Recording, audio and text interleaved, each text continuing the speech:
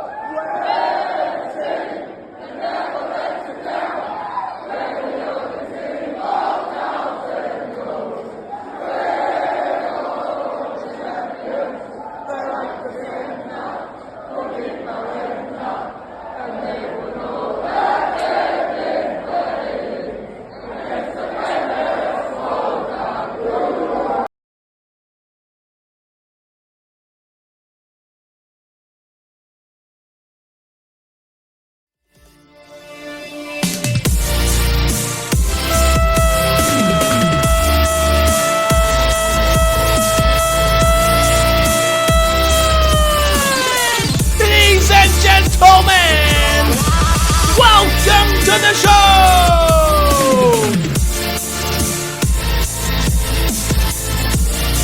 I am your host, Andrew Illy! And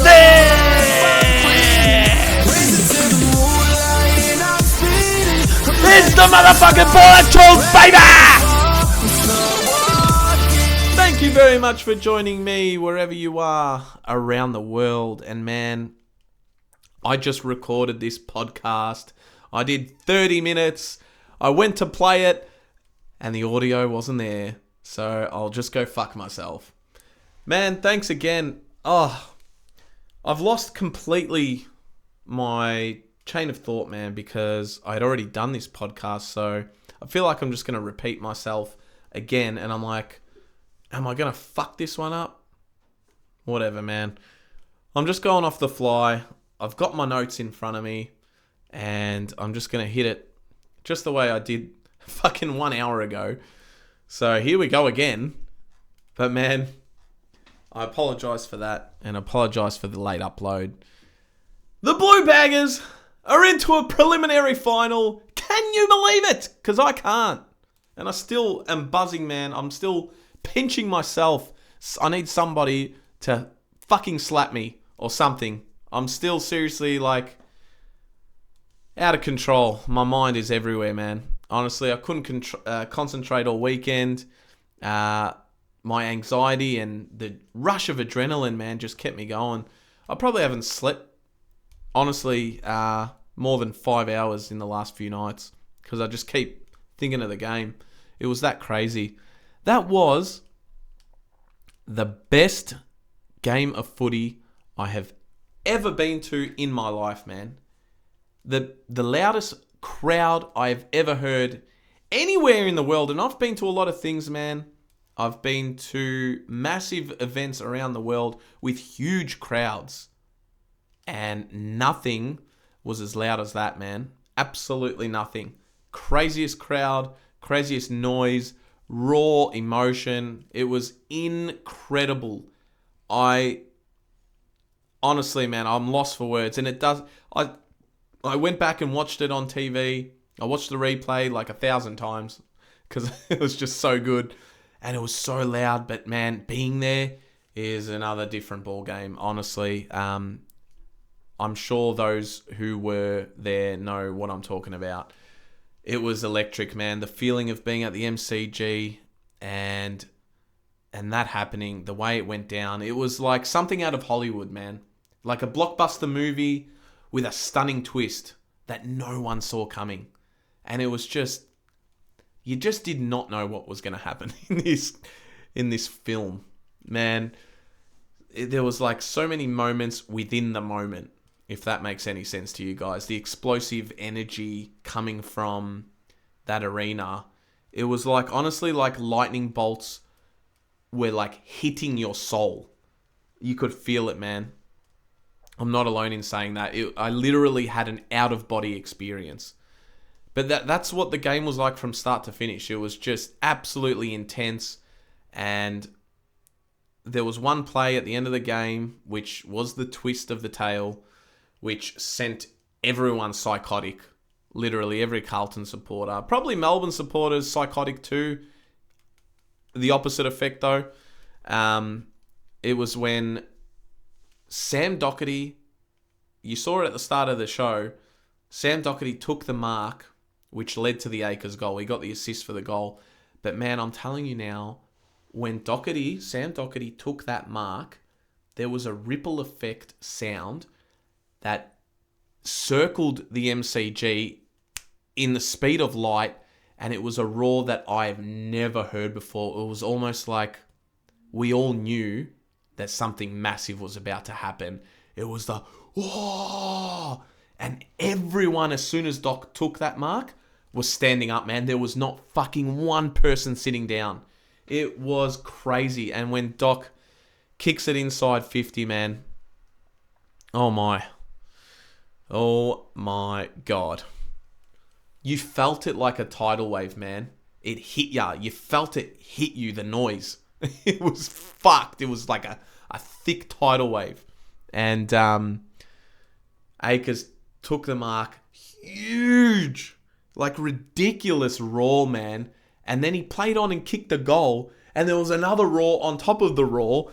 And it was just like, no one even knew if he kicked the goal. It looked like he missed. And everyone was just like losing their mind. But like, in the end, we knew it went in. And it was complete chaos. My body started shaking, man.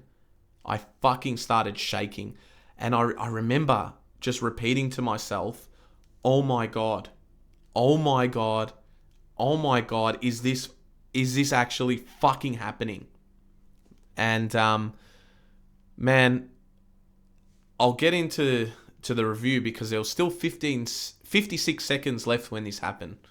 So I'll tell you what happened in the game and what led to that and what happened after that. Because it was inside that 56 minutes, so many things happened, man. It was fucking crazy. But man, in the end, I was just so happy. I had 3 people in a headlock when the siren went, man. I had my wife on my left, who was sitting on my left. I had her in a headlock. I had the 2 blokes next to me. If you're watching this show, if you ever come across it, I love you boys. They were awesome all game. I had those 2 in a headlock. Never met them before. We were just all hugging and choking. I was choking them out. I don't know what was going on, man. We're just jumping up and down, making so much noise. Everyone in the crowd was just hugging each other.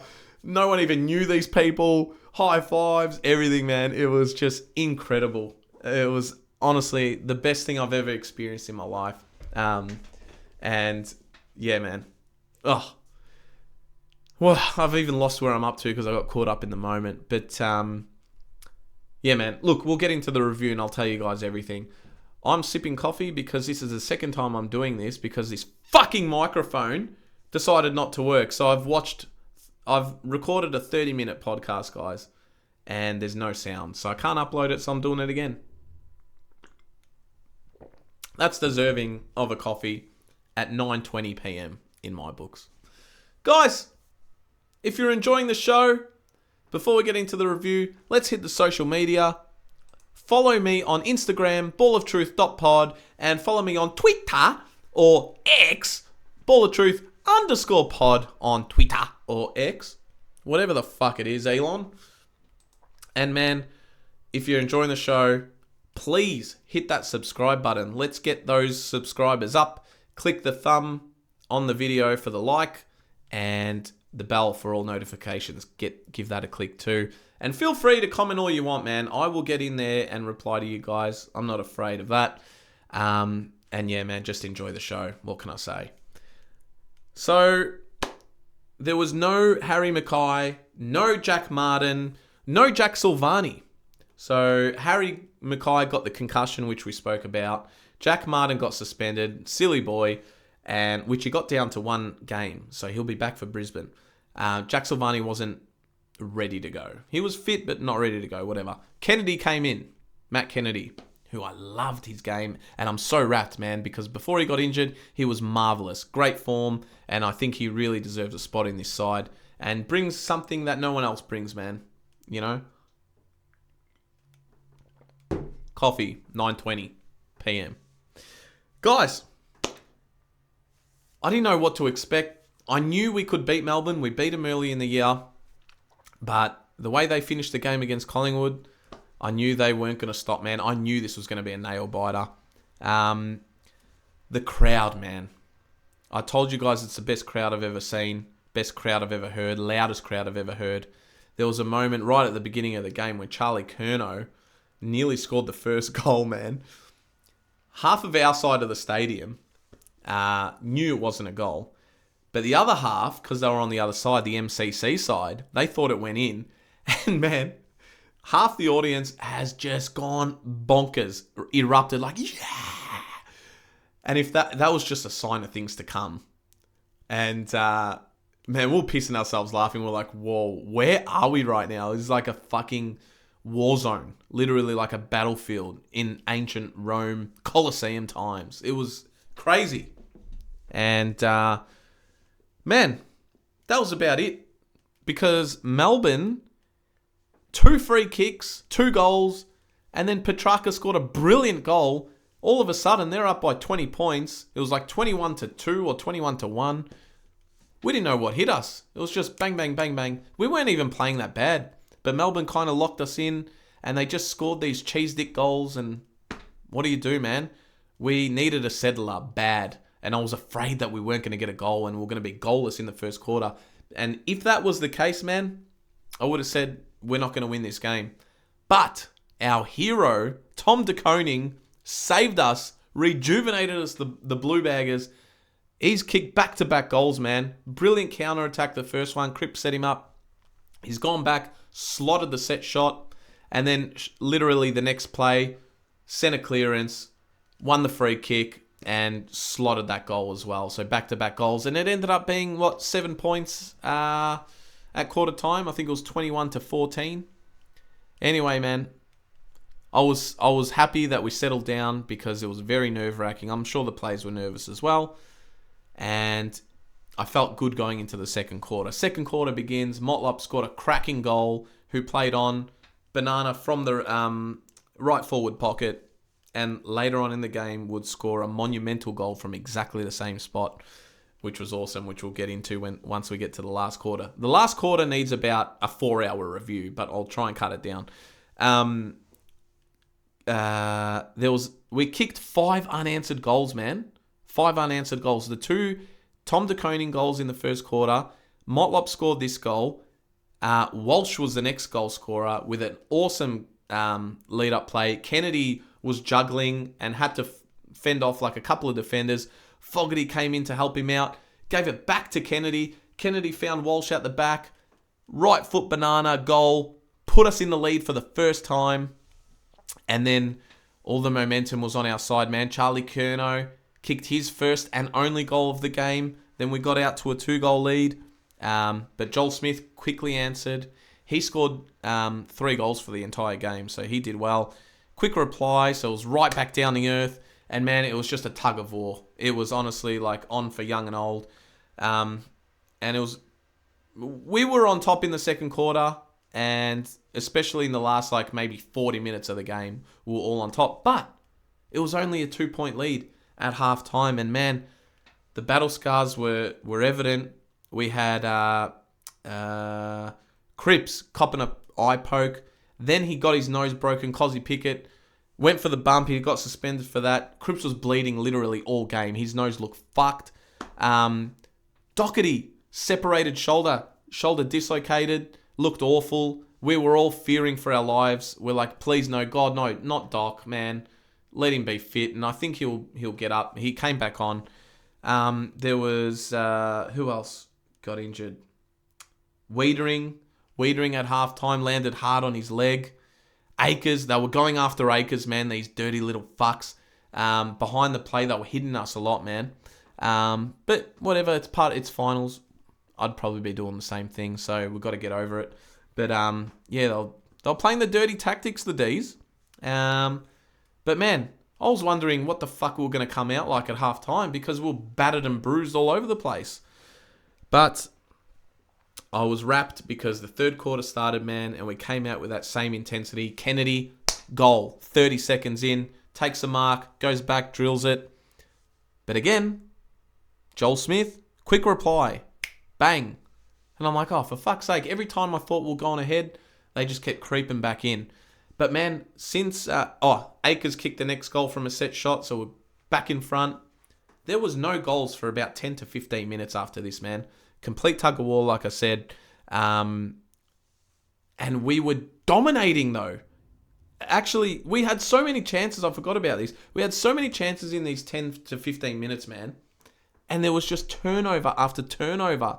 Newman had a shocker at one stage when we won a 50-metre penalty and we're about to go inside 50 and he's kicked it like literally 8 metres, turnover. And man, against the run of play, when we could have been literally 2 to 3, 4 goals up maybe, but that last pass was letting us down every single time. Against the run of play, momentum quickly swung because Fritz scored a goal out of nowhere. Straight after that, Cozzy Pickett, goal out of nowhere. Melbourne are back in front and they're laughing. Momentum completely swung. Anyway, so in that, at 3/4 time, they were up by a goal. We managed to hang on. They were pushing hard, man. They really were. So we were under the pump. I was glad, in a way, that we weren't losing by more at 3/4 time because of that complete switch in momentum. And it was very frustrating because I knew we should have been up by a few goals.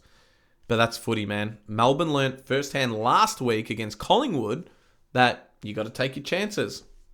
And let's see if they were going to learn that lesson again.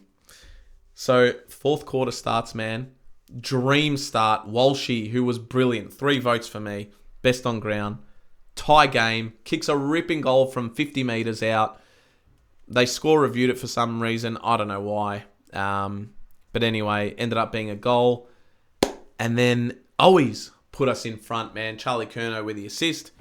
So I'm feeling really good at this point. 2 goals in 2 minutes to start the last quarter. We're back in the lead. And that momentum is back in our favour. Until Pickett with a quick reply once again. And I think Melbourne were in the lead at that point. They're up by 1 point or something. Fritz scored from a scrap left foot 15 metres out. So they blew the lead out. They were up by 7 after that. And this is where Melbourne didn't take their chances. Gawn hit the post. Actually, before Gawn hit the post, man, it was very intense because no one could afford a mistake. We're down by 7. If they go to 13 points, it's almost like mentally game over. You know what I mean? But there was a moment, man, where Clayton Oliver marked it probably about 70, 80 metres out. And Cottrell did so brilliantly to hold him up because if he didn't hold him up, they had a free man handball or kick over the top and he would have literally ran in and scored because he was in acres of space. Cottrell, brilliant mind, genius play, held him up. It was seriously so crucial, man. If you go back and watch it, it was 12 minutes to go. That was awesome. Gawn marked it on the line. It's inexcusable, screaming and tearing my hair out. What are you guys doing? Why are you letting Gawn mark it on the line? TDK and Pitternet were there. Just punch it through. Luckily, Gawn hit the post from 10 metres out, man. But on a tough angle, he's gone for the check side, hit the post. I called it, man, in my mind. I didn't say this out loud. I'm like, please hit the post. Please hit the post. Because I'm like, if he misses, he's hitting the post. It was so fucked. And I'm like, I was thinking of the Cottrell thing, and then I was thinking of that. I'm like, is it our game to snatch here? Anyway, Gawn missed that one. Pickett hit the post also. Charlie had a chance. And it was touched on the line. When was this? Oh, Motlop. From that pocket, got that goal we needed, man. There was 6 minutes to go. Finally. I think Melbourne were up by like 9 points at this stage. They were pushing to seal the game, man. After the post by Gawn and the touch. There was... I can't remember when this was, but Clayton Oliver... this was after Motlop's goal, which was brilliant, by the way. Got it back to 3. The belief just kicked in. And we're like, all right, game on. Game on.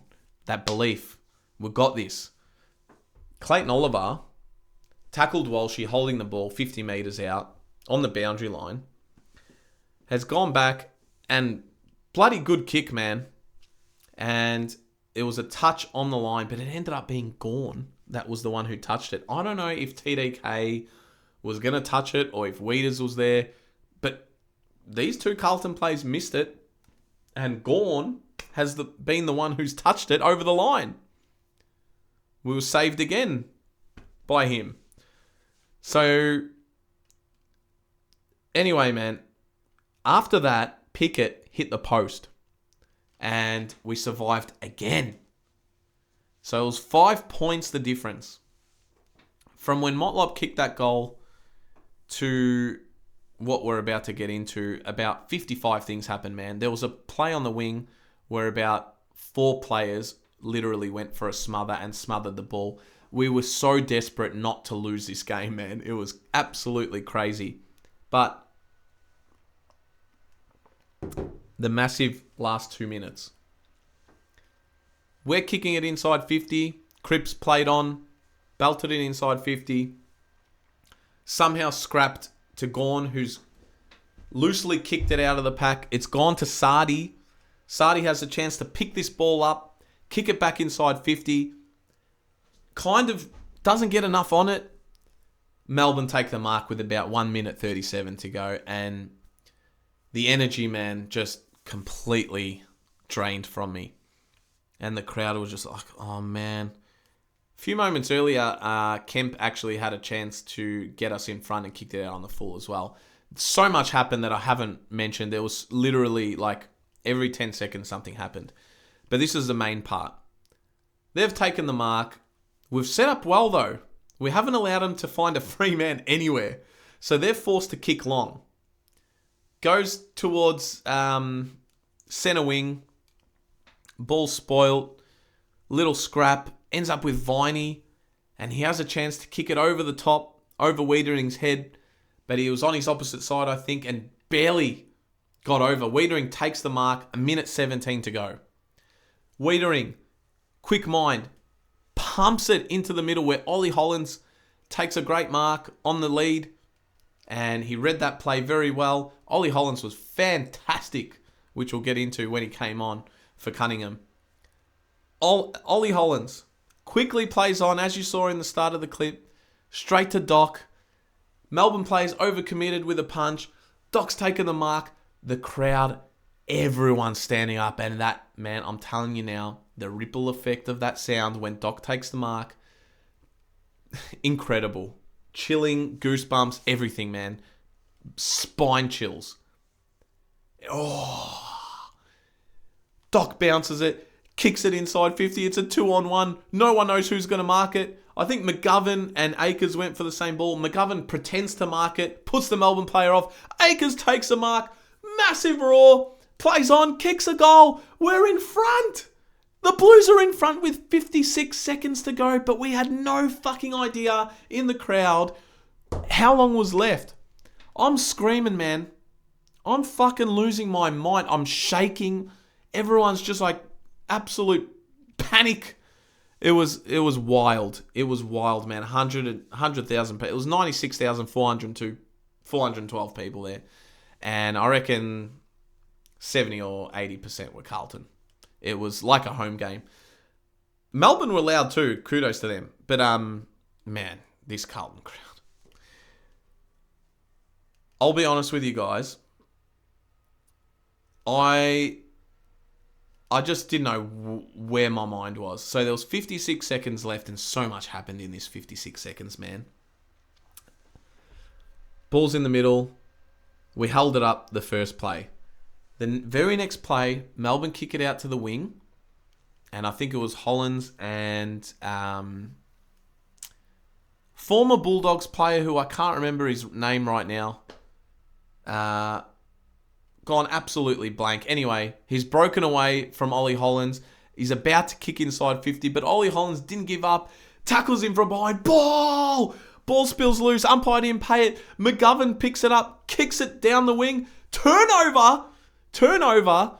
Melbourne take the mark. They need to play on quick. De Koning's come from the side, put him off. Chera gives Chera enough time to come in and smother the ball, which was probably going to go inside 50. Ball spills loose in the middle of the ground. Chera is chasing his ass off at this ball. I think Lever's got to it first. He's panicking. Ball spills loose. De Koning kicks it off the ground. Inside 50. Kennedy's on his own. Doesn't pick the ball up. Kicks it off the ground with his left. And it's gone through for a behind. And we're like, no. And we didn't know how long was left. Melbourne take the quick kick out, man.